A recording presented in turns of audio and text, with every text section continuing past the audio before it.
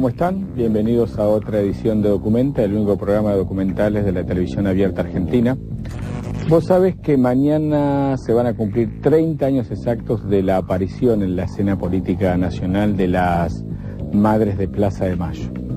Un 30 de abril de 1977, estas madres desconsoladas, perseguidas por la dictadura militar, se plantaron y dijeron: queremos saber dónde están nuestros hijos.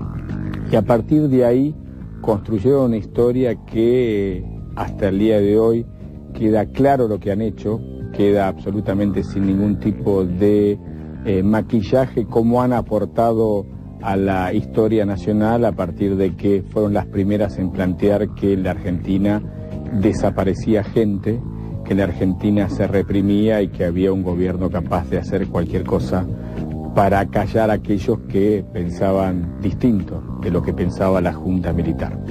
Entonces lo que vas a ver a continuación es un documental exclusivo que precisamente cuenta eso, la epopeya de un grupo de madres que hace 30 años se plantaba frente al proceso militar y le decía: aquí estamos, queremos saber a dónde están nuestros hijos.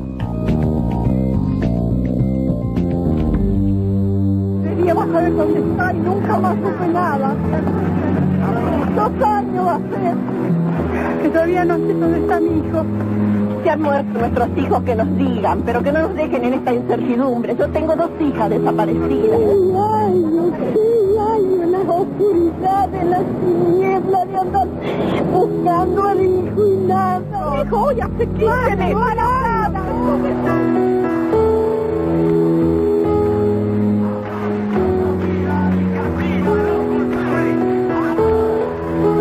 Nuestra última esperanza, por favor, ayúdennos, por favor, con nuestra última esperanza.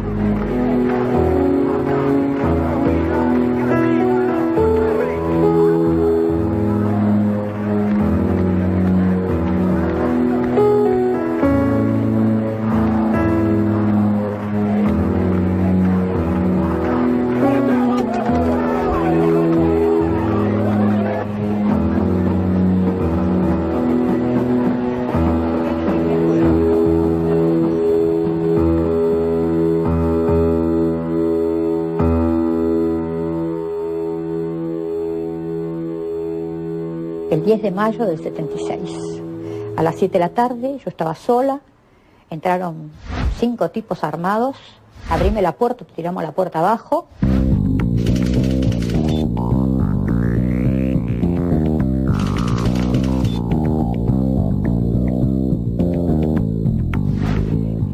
Pues abrí la puerta temblando, se metieron acá, empezaron a tirar todo lo de los placares, se llevaron bolsas llenas de libros, pero Fernando no estaba.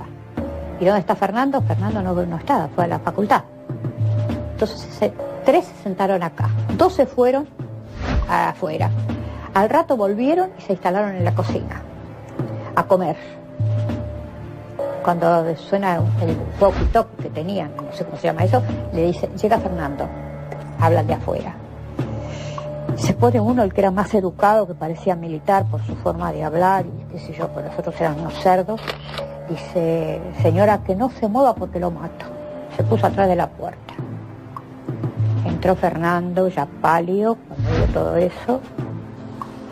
Bueno, le hicieron sacar la ropa, el abrigo, los cordones, el reloj. Le dieron el gamulán que tenía el hermano y le dijeron: no se hagan mala sangre. Ahora va al comando de Palermo.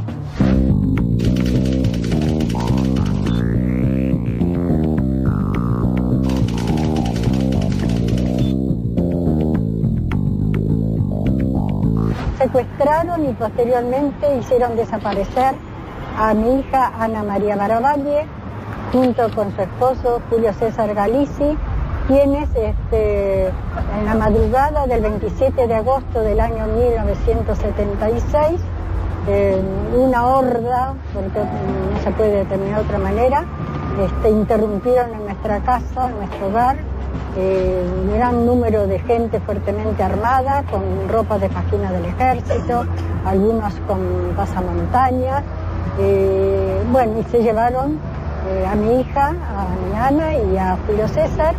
Mi hija Ana María estaba embarazada de 5 meses y ya era una estudiante adelantada de sociología.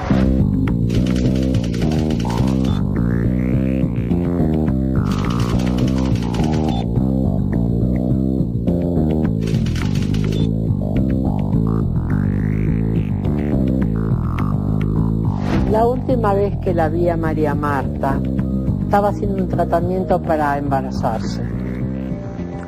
Y justo cuando nos despedimos me dice, el médico ya me dio permiso.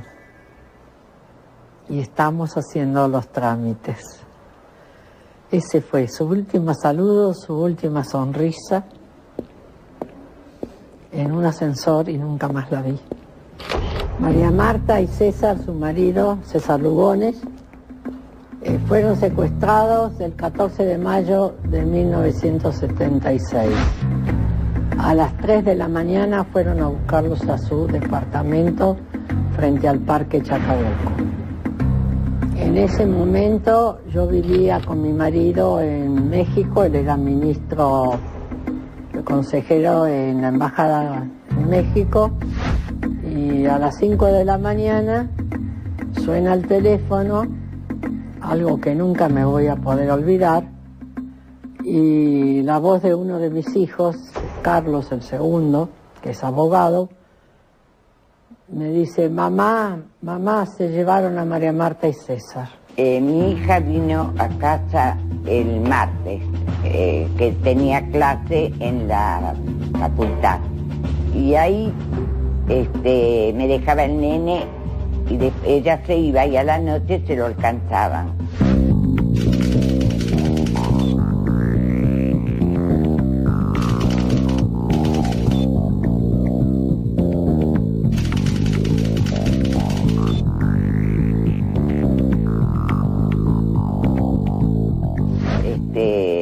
Agarra y cuando se va, que cruza la calle, va con Margarita, que iba a hacer un trámite, y le digo, Lourdes, y se da vuelta y me dice, ¿qué, mami? Cuídate, por favor, Y me dijo, sí, mami, sí. Esa fue la última vez que hablé con ella. Ahora, el jueves a la mañana viene mi consuegra. Cuando llega yo estaba colgando ropa y le digo, qué milagro, Mari, tan temprano. Me dice, sí. Y le digo, vamos a tomar mate. Después sigo. Agarro, voy a la cocina para poner el agua y doña Mari se para hacia a un costado y dice, se lo tengo que decir. Y yo la miré y le dije, ¿cómo? Dice, se lo tengo que decir, dice, anoche se llevaron a María Lourdes. Bueno, mi hermano Néstor desaparece el 30 de noviembre de 1976.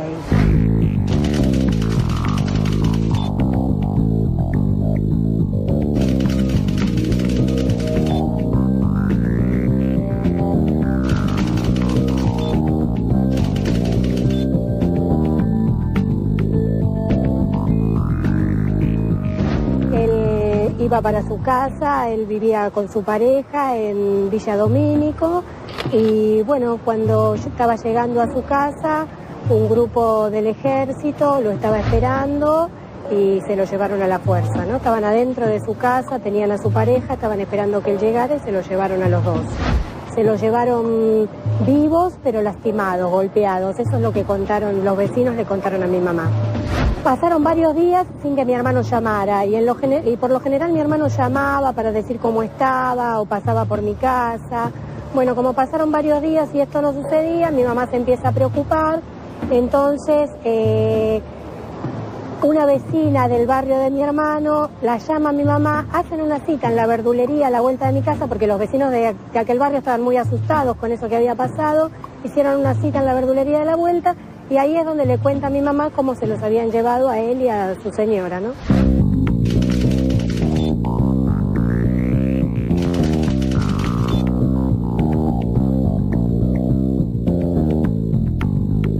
La desaparición era algo todavía incomprensible, que ni siquiera tenía nombre. se sabía que se podía hacer por un preso político, podías tratar de presentar un habeas corpus, tratar de pelear la situación de él en el juzgado, en una comisaría, pero ¿qué se hacía por un desaparecido? Por algo que ni siquiera tenía todavía ese nombre. Yo no me acosté toda la noche y hice el identikit de los 5 tipos que había visto acá adentro, porque me habían impactado por... Uno solo tenía cara de ser normal, porque los otros eran, pero forajidos. Y hice el identikit y a las 7 de la mañana me fui al lugar donde él trabajaba, que es acá cerca, para avisar que se lo habían llevado. Y ya me fui al Comando 1, a Palermo. Ahí me encuentro con 2 madres. Fui al departamento, a la comisaría 18 a averiguar. Ahí había un policía, un oficial, el que me atendió muy bueno, que me dijo que ellos no tenían nada que ver con lo que había pasado. ¿Y ahora qué hago? Le digo yo, porque no sabía nada. Dice, mire señora, haga un habeas corpus. Le digo, ¿qué es eso? Porque nosotras nunca, ¿viste? Dice, mire, yo se lo voy a hacer. Lo único que le pido es que no le cuente a nadie. Mi mamá los primeros días se pone muy mal, igual hace el habeas corpus, hace todos los trámites normales, va a los hospitales, comisarías, pero todo era una negativa, todo se encontraba que no decían nada, no sabían nada del paradero de mi hermano ni de su novia. Y luego empieza a enterarse que en la Marina decían, en el vicario castrense en realidad, había alguien que atendía haciéndose pasar por un capellán diciéndoles que era de la vida de los hijos. Bueno, mi mamá fue varias veces ahí, las hacían hacer cola para atenderlas, pero todo era una negativa. Igual fueron a ver a curas, a representantes políticos, y todo el mundo les contestaba más o menos lo mismo, se hubiesen ocupado antes. Mi hijo que nos habló, Carlos, nos dijo, mamá, no se preocupen, no vengan, porque Emilio Miñone y yo vamos a hacer las gestiones para averiguar qué pasa. A los 15 días nos llamó desesperado. Venga uno de ustedes. Uno de los lugares centrales era que veníamos acá, al Ministerio del Interior, donde estaba Rindegui, donde supuestamente podían darnos información de nuestros hijos, y en esos días de casualidad nos juntábamos alguna madre que otra, que no pensábamos que íbamos a ser las madres, sino simplemente que éramos familiares que buscábamos a nuestros seres queridos. Muchas madres se conocieron en la fila del Ministerio del Interior, otras se conocieron en la Vicaría Castrense, en Estela Maris, en la capilla Estela Maris, donde Monseñor Gracelli atendía, un personaje totalmente nefasto, verdaderamente un cómplice de la dictadura. Fui a Campo de Mayo, fui al ministerio, a todos lados, hasta que nos fuimos encontrando. El primer acto grande que hicimos, éramos 27 padres y madres, y fuimos al episcopado a llevar una carta. Me olvido siempre del nombre de ese monseñor, flaquito, malo. Dijo, ustedes tienen que pedirle a la Virgen. Me agarró tanta indignación, cuando éramos un montón de gente. ¿Qué pedirle a la Virgen? Hay que hacer algo, que pedirle a la Virgen. Cuando fui al Ministerio del Interior, había un tal Fernández, un día me dijo, mire señora, dice, usted dice, anda buscando a su hija y su hija andará por afuera, quién sabe dónde. Bueno, las madres recurrían a estas cosas, a la puerta del Ministerio del Interior, a la Vicaría Castrense, al primer cuerpo de ejército, o en el interior del país a los más diversos cuarteles y comisarías, donde podían sospechar que estaba su hijo o por lo menos tenían información. En ese camino, en esa búsqueda, que ellas denominaron un peregrinaje individual, es en el camino en el cual se van conociendo, se van encontrando, se van reconociendo como parte de una misma búsqueda y de un mismo dolor. Otro acto fuerte que hicimos grande también fue a Palermo. El Comando 1 entró a hablar Emilio Miñone, el marido de Marta Vázquez, José María Vázquez, y Josefina Vera Barros. Los tres entraron. Cuando salieron de ahí, era de noche, estábamos todos en las escalinatas de unos departamentos que están enfrente, y dice, que era comandante de ese maldito cuerpo, dice, debajo de este piso, en el subsuelo, tengo 100 terroristas. Es obvio cómo es la responsabilidad de los militares durante el golpe de Estado y lo que pasó en épocas de la represión ilegal. La pregunta que uno debería hacerse es ¿qué pasó con la Iglesia? ¿Por qué hago hincapié en la Iglesia? En principio, la cúpula de la Iglesia de esa época, sus principales integrantes, referentes, estaban en connivencia dolosa con los jerarcas del proceso. Había una comunión entre ambos. Y te cuento esto por lo paradójico de la situación. Azucena Villaflor, una referente muy importante de las Madres de Plaza de Mayo, insta a sus compañeras de lucha a organizarse en el vicariato castrense. ¿Por qué el vicariato castrense? Porque había un monseñor llamado Gracelli que trabajaba a las órdenes de otro monseñor llamado Tortolo en el vicariato castrense, que tenía mucha información acerca de los desaparecidos. Pero como la Iglesia jugaba para el proceso, la Iglesia estructura de poder, cúpula, sus principales integrantes, en rigor esa información que iba recogiendo por el pedido de las madres no servía para encontrar a los desaparecidos, sino para informar a la cúpula de las Fuerzas Armadas que cuidado que estas madres, estas locas de Plaza de Mayo en el futuro, estaban pidiendo por sus hijos. Esa es la verdadera relación, la verdadera historia entre la Iglesia cúpula y las Fuerzas Armadas. En esa búsqueda, frente a la maraña de negativas, apareció una madre, Azucena Villaflor de Vincenti, y comenzó a organizar a ese grupo de mujeres que peregrinaba entre iglesias, ministerios, cuarteles y tribunales. Era una mamá de 4 hijos, o sea que tenía que tener una vida organizada, siempre nos acompañó a todas las actividades que teníamos extraescolares y a estudiar también nos acompañaba, digamos, en la escolaridad también, pero no tenía ninguna militancia. Yo creo que fue esto, realmente, así como te digo, la desaparición de mi hermano le tocó alguna fibra muy íntima y en lugar de hacerla quedar en mi casa llorando y estando triste, la hizo salir a la calle, buscar y darse cuenta que únicamente con organización se podían conseguir las cosas. Azucena es una de las primeras madres que se da cuenta de que este peregrinaje era en realidad un laberinto infernal del que no salían y del que no iban a obtener ningún resultado. Por eso ella las convoca a la Plaza de Mayo. ¿Con qué idea? No tiene la idea de reproducir esas movilizaciones masivas, ni mucho menos, que se producían antes del golpe de Estado. Tiene la idea de llamar la atención, de que por lo menos las viera Videla y aceptara que esto era un problema al cual él tenía que darle respuesta. A Azucena enseguida se hace notar. Y después recién Eve le secuestran el hijo en febrero del 77.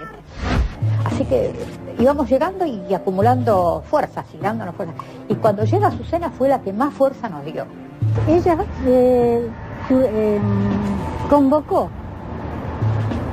nos convocó a venir a la Plaza de Mayo, que decía que era la única manera de poder quizás llegar a conseguir que nos escucharan, porque en forma individual ya veíamos que lo único que conseguíamos eran burlas o palabras hirientes, cinismo. Un día en el vicario castrense, si no me equivoco, fue a Marco Zucker que le contestaron que su hijo estaba muerto y él salió muy desarmado de ahí.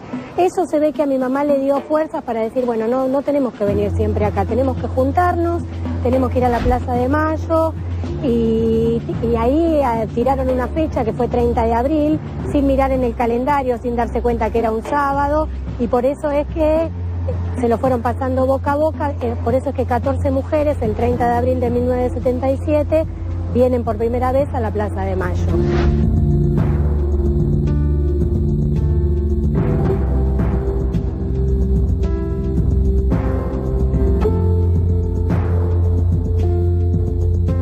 cuando estaba ahí me paro porque vi venir a 3. Eran María Adela Antocoleus con 2 hermanas. Eran. Yo voy, las alcanzo y les digo, ¿ustedes vienen por lo mismo que vengo yo?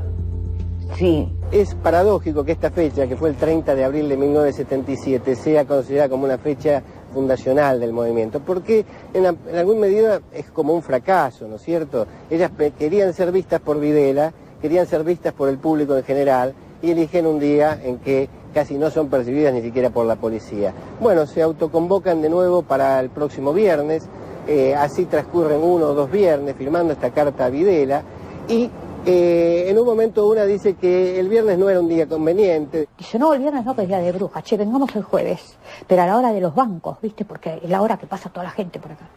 Perfecto. Nos reuníamos en una de las fuentes que da al banco hipotecario. Y ahí también éramos 15, 20 por lo menos o más. Y conversábamos, unas sentadas, otras paradas, una carta para ver, una nota. Hasta que el segundo día, la segunda vez, apareció la policía y nos dijo, hay estado de sitio, señoras, no pueden estar así reunidas más de 2 o 3. Por favor, circulen. Vamos, señores, circulando, por favor, vamos, circulando. Que nos respondan, nada más, después nos retiramos. Y ahí, muy astutamente, Azucena les dice a las madres, bueno, empecemos a caminar, porque la orden era circulen, circulen, acá no pueden estar. Y es así como empiezan a dar vuelta en torno a la Plaza de Mayo, y primero por las afueras de la plaza y luego en torno a la pirámide tiempo después.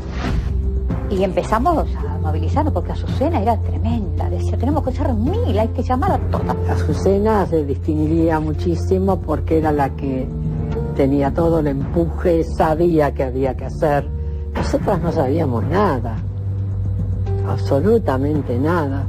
Ella se entera que hay campos de concentración y por primera vez se lo dice a un cura, fue un obispo, sé que era lejos, que ella va a una reunión con Aida Sarti y que le dice al obispo, señor, usted sabe que existen campos de concentración, y que dice Aida, que es la que cuenta, que el obispo la trató muy mal y le dijo, señora, usted está inventando, señora, está diciendo barbaridades.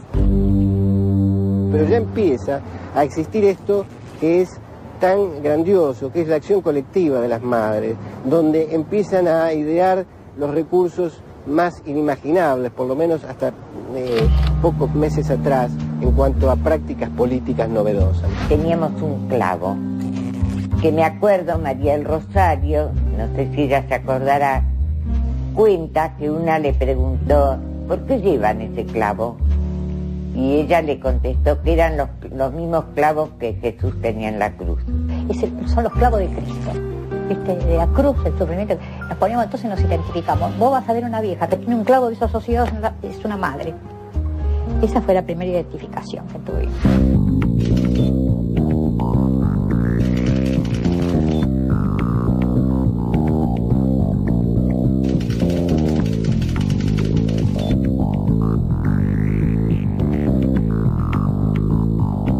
Cuando las madres deciden identificarse con algo para que la gente vea quiénes son, resuelven ponerse en la cabeza un pañal de sus hijos. Teníamos que ir a la marcha de la juventud a Luján. ¿Qué nos ponemos? Entonces no sé a quién se le ocurrió el pañal. Nos ponemos un pañal en la cabeza, todas tenemos un pañal. Yo no tenía ningún pañal de mi hijo, pero las que tenían nietos ya, tenían los pañales esos de tela. Después con el tiempo se hicieron los pañuelos con los nombres, con desaparecido, y así fue como apareció el pañuelo. Al comienzo la dictadura no percibe que este grupo de mujeres tan inexpertas desde un punto de vista político podía constituirse en un problema, pero rápidamente cambian de opinión. Rápidamente empiezan a ver, en primer lugar, el impacto que este pequeño grupo de mujeres que se estaba reuniendo acá al lado del Monumento a Belgrano en la Plaza de Mayo empieza a causar en algunos representantes de la prensa extranjera, en algunos corresponsales de medios extranjeros y de agencias extranjeras. Y esto les empieza a preocupar porque la imagen internacional para la dictadura era muy importante. Apareció en todos los diarios de Europa. Cuando aparecieron, no tal vez por primera vez, pero segunda o tercera vez, donde ya aparecen con los pañales de sus hijos como pañuelo blanco. Y bueno, me acuerdo que cuando apareció en los diarios fue una conmoción saber que las madres de los desaparecidos se atrevían a enfrentar la dictadura, nada menos que en la Plaza de Mayo. Allanaron 4 veces mi casa, me llevaron y me torturaron para que dijera dónde estaba mi hijo. A las corridas y las detenciones le siguió la infiltración de comandos militares en la organización de madres. Uno de ellos fue Alfredo Astiz, bajo el nombre falso de Gustavo Niño, hermano de una desaparecida. El represor esperó hasta el 8 de diciembre de 1977 para dar su zarpazo. Empiezan a preparar un intento de aniquilamiento de las madres. Esto es lo que le da origen al plan de secuestro de Azucena y de los que ellos identifican como las líderes del grupo. El 8 de diciembre nosotros estábamos juntando dinero para publicar una solicitada grande en La Nación. Y nos reuníamos a veces con familiares y con gente más joven en la iglesia Santa Cruz. La noche del 8 de diciembre fueron secuestradas 2 madres de la iglesia de la Santa Cruz, María Eugenia Ponce de Bianco y Esther Balestrino de Careaga. Cuando termina la misa, que van saliendo, en la calle hay un montón de autos parados, y creo que era Astiz el que decía aquella, con el dedo las iba señalando. Astiz es el que va a buscarlas en realidad a la iglesia de Santa Cruz, y él pensaba que allí iba a estar mi mamá.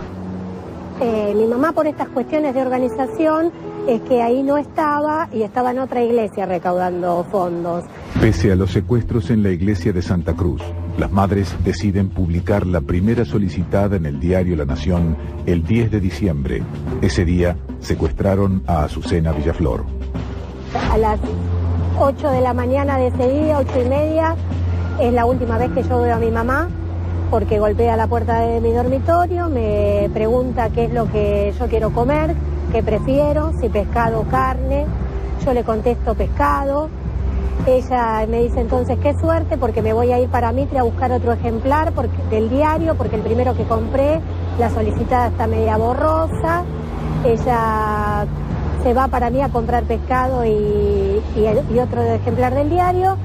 La señora que limpiaba mi casa, que ayudaba a mi mamá, Elvira, golpea nuevamente la puerta de mi dormitorio y me dice: nena, levantaron a tu mamá. Entonces yo rápidamente me cambio y me dice: ¿dónde vas? Voy a Mitre, ¿no? Un auto no levantó a mi mamá. Yo pensando que un auto la había atropellado. Para mí el término levantar tenía que ver con atropellar. Bueno, me dice Elvira: no, se la llevaron los militares. El sábado, a las 10 de la mañana, vamos a una misa a Castelar. Estábamos en plena misa y entra Nora corriendo, o sea, se llevaron a Azucena. Mi papá venía diciéndole: Azucena, no te expongas, Azucena, no salgas, Azucena, vos. Mi mamá daba su nombre y su apellido real, daba su domicilio real y daba su documento real. Ella firmaba todas las notas sin ningún problema, pensando que no le iba a pasar nada. Era solamente una madre que buscaba a su hijo, ¿no? Pero mientras sea desaparecido no puede tener ningún tratamiento especial. Es una incógnita, es un desaparecido. No tiene entidad, no está. Ni muerto ni vivo, está desaparecido. El término detenidos desaparecidos lo empezamos a usar porque Emilio Mignone nos indicó lo que nos hizo ver que decir solo desaparecidos estábamos equivocados. Desaparece una persona de su casa que pierde la memoria, que se va porque no quiere estar más, por motivos de salud, de dinero, de convivencia, porque a lo mejor tuvo un accidente y no fue reconocido nunca. Ese es un desaparecido. Pero un detenido desaparecido, primero nuestros hijos fueron detenidos por las Fuerzas Armadas, las Fuerzas de Seguridad. Y después entraron en ese cono de sombras del que nunca más volvieron. Estamos terminando el primer bloque de este documental exclusivo sobre la historia, la épica de las Madres de Plaza de Mayo. Pero antes de irnos a la tanda, vale la pena detenernos un minuto en el concepto de detenido, desaparecido o desaparecido. Si vos analizás la historia de lo que sucedió, por ejemplo, en Argelia, con la represión ilegal y la UAS, o en Vietnam, con la lucha que hubo allí entre las fuerzas de Vietcong y los marines norteamericanos, por citar algún ejemplo, lo que pasó en Guatemala o en Chile, mucha gente sufrió la represión ilegal, pero no tenía un nombre determinado.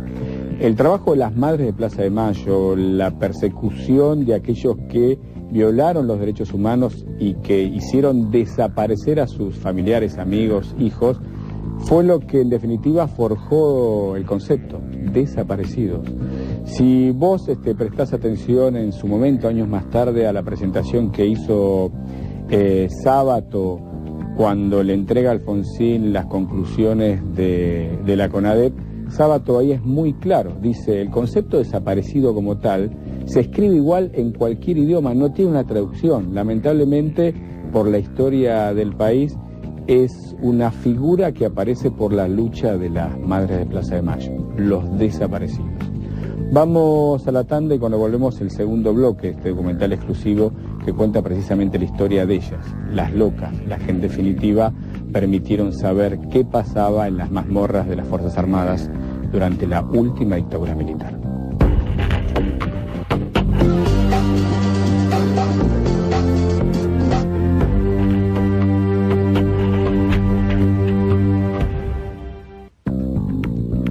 Comenzamos el segundo bloque de esta edición Documenta, hoy vinculada, referida a la historia de las Madres de Plaza de Mayo.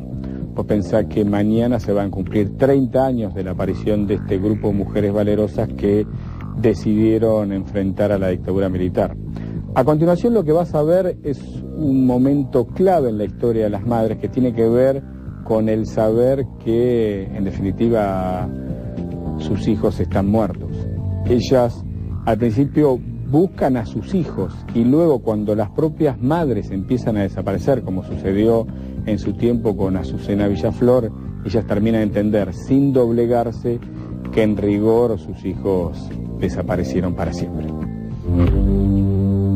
La desaparición de Azucena en realidad conmovió a todas las madres, las asustó, porque muchas no venían, dejaron de venir a la plaza. Pero van a volver con mucho miedo, con mucha desazón, con esta terrible certeza que todavía no llegaba a ser del todo certeza, que es que quizás sus hijos no aparecieran más.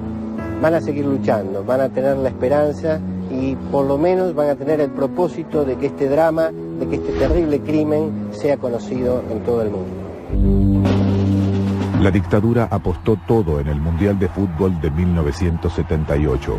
Los militares sabían que el mundo miraría a la Argentina y no estaban dispuestos a sorpresas. Pero las madres estuvieron allí. Muchas organizaciones, en el exterior sobre todo, van a impulsar el boicot a este Mundial. Las madres no se sienten con fuerza de impulsar ningún tipo de boicot. La dictadura era demasiado poderosa todavía. Y lo que van a hacer es tratar de transformar esta guerra por la imagen en una batalla en contra de la dictadura. Después del Mundial del 78 nos vallaron todo y no nos dejaban pasar. Entonces empezamos la ronda en la pirámide. Ahí no nos pudieron parar. Había días que estábamos solamente 5 minutos, 3 minutos arriba de la plaza. Porque empezaron ellos la represión más grande. Una argentina que estaba radicada en Estados Unidos nos había mandado $1000 para que pudiéramos viajar a la OEA. Juntamos el resto y nos fuimos en noviembre del 78 a Estados Unidos, Eve, yo y Elida Galetti, las tres. Y de Estados Unidos, el viaje de las madres siguió a Europa, al Vaticano con la intención de reunirse con el Papa Juan Pablo II y mostrar lo que ocurría en la Argentina. Cuando pasa el Papa en ese carrito, todos le metían cosas en la mano, le daban cosas, viste, fotos, cruces, y yo le quiero poner la foto de Azucena, y el guacho me hace así con las manos. ¿Te das cuenta? Me agarró una desesperación, casi le muerdo las manos, de la desesperación que me dio. Me cerró las manos así.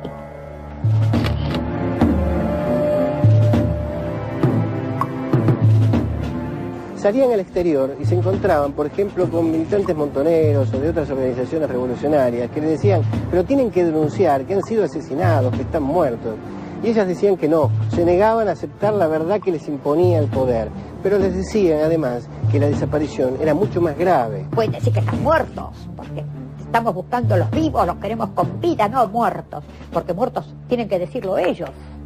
En el año 79, cuando llega la Comisión Interamericana de Derechos Humanos, de la OEA, a la Argentina, en una visita, porque habían sido invitados por la dictadura de Videla, después de muchas presiones efectuadas por el gobierno de Carter en Estados Unidos, para que la comisión realizara una visita de inspección e información.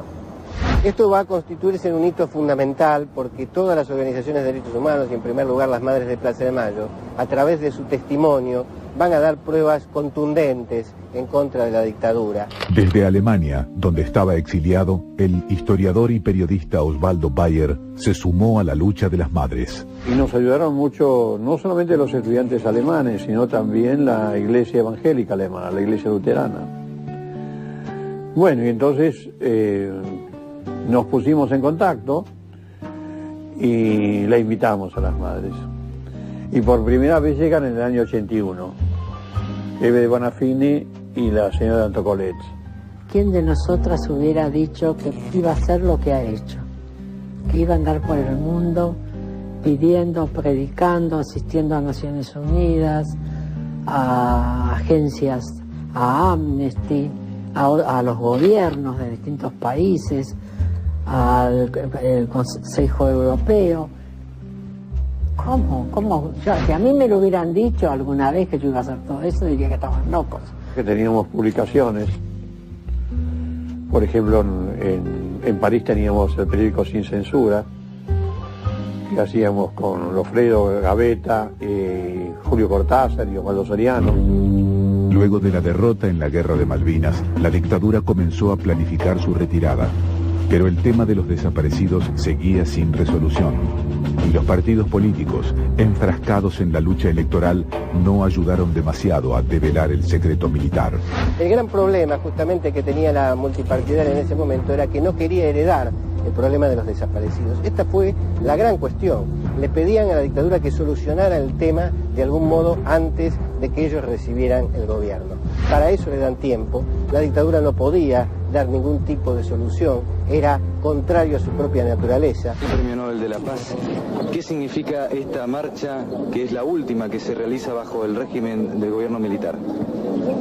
Bueno, yo creo que es el testimonio de un pueblo, el reclamo vivo de un pueblo por la solución de este drama, de que aparezcan los desaparecidos con vida, de que esto no vuelva a ocurrir nunca más, y el respeto a la vida y la dignidad de todo el pueblo argentino. A nivel Congreso, ¿se está trabajando en el sentido de lograr una solución a este problema? Bueno, sí, va a haber propuestas de los diputados, pero yo creo que aparte de eso, lo importante será la movilización de todo el pueblo argentino. Disculpame que me sonría con cierta ironía. Ahora, en ese momento, ¿no?, la tele empieza a mostrar las marchas. Imagínate que no había ni un solo canal de televisión que en el 77, 78, 79, 80, 81, 82 tuvo que llegar el 83, al borde de la democracia, para mostrar a las madres. Y fue durante la democracia que las madres lamentablemente se fracturan. Un grupo, Línea Fundadora, tiene una mirada puesta sobre el por qué las madres aparecieron, y el otro grupo, encabezado por Eve Bonafini, cree que la mirada de las madres tiene que ir más allá, tiene que trabajar quizás no solo sobre el pasado, sino sobre hechos coyunturales, y la fractura no se pudo detener. Al punto tal, la fractura es profunda y existe, que Cuando nosotros quisimos poner la mirada de Eve Bonafini en este documental, ella preguntó si las madres de línea fundadora iban a participar, a lo que nosotros le dijimos que sí. Entonces Eve Bonafini se negó a estar en el documental. Al margen de la fractura, insisto con el punto, el trabajo de todas las madres hizo que hoy nosotros podamos contar una historia épica. Fue la primera asociación sin ningún tipo de respaldo que enfrentó al golpe de Estado y a la represión ilegal. El 10 de diciembre de 1983, Raúl Alfonsín asumió la presidencia de la Nación, poniendo fin a 7 años de dictadura. Las madres de Plaza de Mayo esperaban que su búsqueda tuviera por fin un resultado. Alfonsín llegó cuando lo fuimos a ver, había sido electo, lo fuimos a ver al hotel donde estaba. Y dijimos, bueno, ¿hoy ahora qué? ¿Qué quiere? ¿Que los torture para que confiesen? Yo no los puedo torturar para que confiesen. Si confiesan, yo los voy a pedir, pero si no confiesan... Fue indignante. Indignante. El doctor dijo que no, él no se va a salir del Estado de Derecho, que él ya sabía que nos íbamos a ir desconformes, eso es gravísimo. Y creo que es muy grave para todos que no haya justicia. Él recibía, te hablaba, todo muy amable, todo, pero no pasó nada, todo. No pasaba nada, que eso era lo triste. Después, lo mismo que cuando salieron los militares, y él dice, la casa está bien, qué sé yo. Mentira era todo. Y la gente lo apoyaba. Y no falló, en realidad fue así.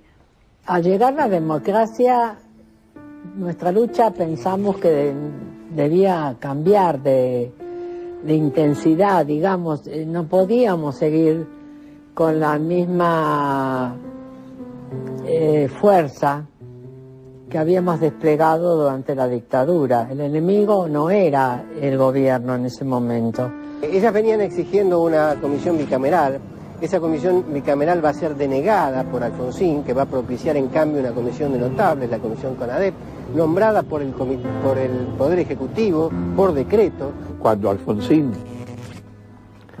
para llevar a cabo esta teoría de cambiar todo para no modificar nada, crea la CONADEP, las madres no aceptan formar parte de la CONADEP, porque se daban cuenta, y las madres y los demás organismos de derechos humanos exigían que la comisión investigadora fuera una comisión bicameral parlamentaria, que era lo democrático, porque los parlamentarios podían hacer realmente una investigación a fondo de todos los crímenes.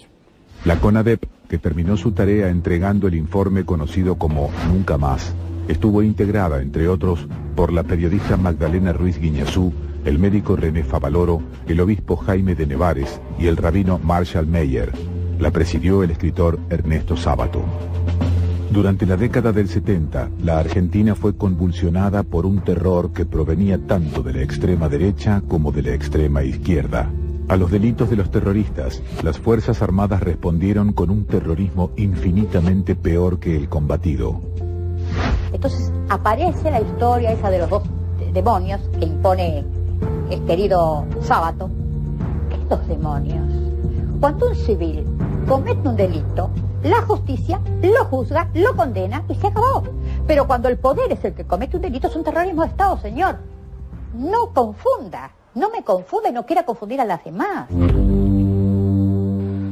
escuchamos, no vemos declaraciones firmes y fuertes de oposición a este punto final que quieren poner para lo que no tiene ni tendrá punto final, porque 30.000 desapariciones, miles y miles de muertes, no puede haber gobierno constitucional que le quiera poner punto final.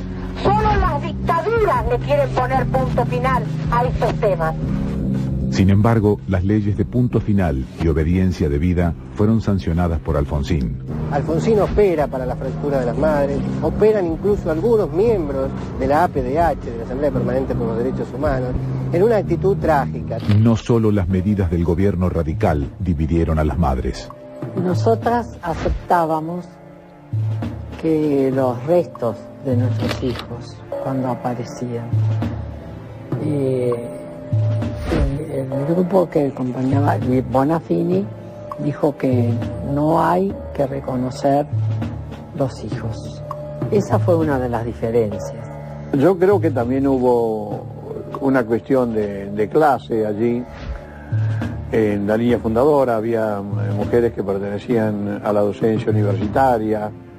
Era muy distinta a las madres que acompañaban a Eve Bonafini, que realmente son mujeres bien de barrio, y como digo, muchas de ellas tienen apenas la primaria, y entonces tal vez no se entendían bien en su lenguaje y en sus proposiciones. Fue para mí algo muy triste la división de ellas. Como en las mejores familias, ¿viste? Uno se lleva de maravilla, se adora, qué sé yo, y de golpe pasa algo.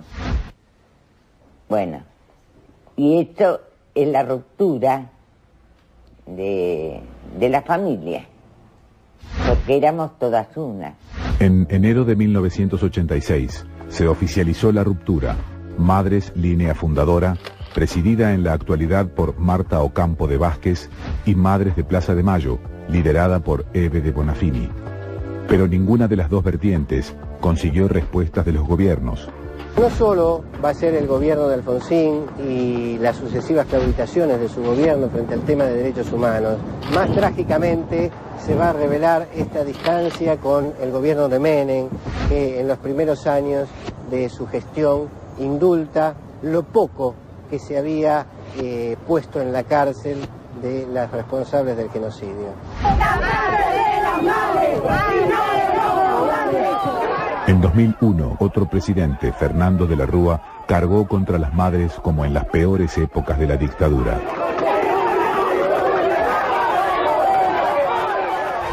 Esto va a cambiar paradójicamente en un tiempo muy breve, singularmente en la época del gobierno de Rodríguez Sá, que las recibe. Luego otra vez se va a producir un distanciamiento hasta que va a ser el presidente Kirchner el que tome este gesto de llamarlas a ellas, ni bien asume la presidencia. Porque a veces dice, ¿cómo ustedes madres no perdonan? Pero qué rencorosas, qué vengativas. Mi hija tiene que venir y decir yo los perdono. Mi yerno tiene que venir y decir yo los perdono.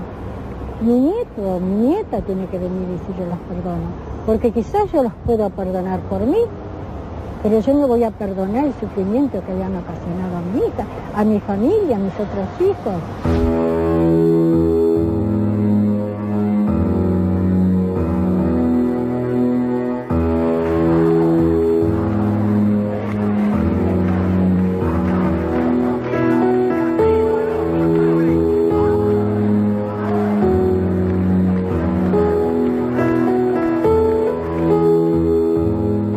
Cuando los restos de mi madre aparecieron, nosotros sabíamos de toda la vida que mi mamá prefería ser cremada. Y cuando tuvimos que pensar en un lugar, nada nos pareció mejor y más representativo y el lugar donde mi madre hubiese elegido que la Plaza de Mayo.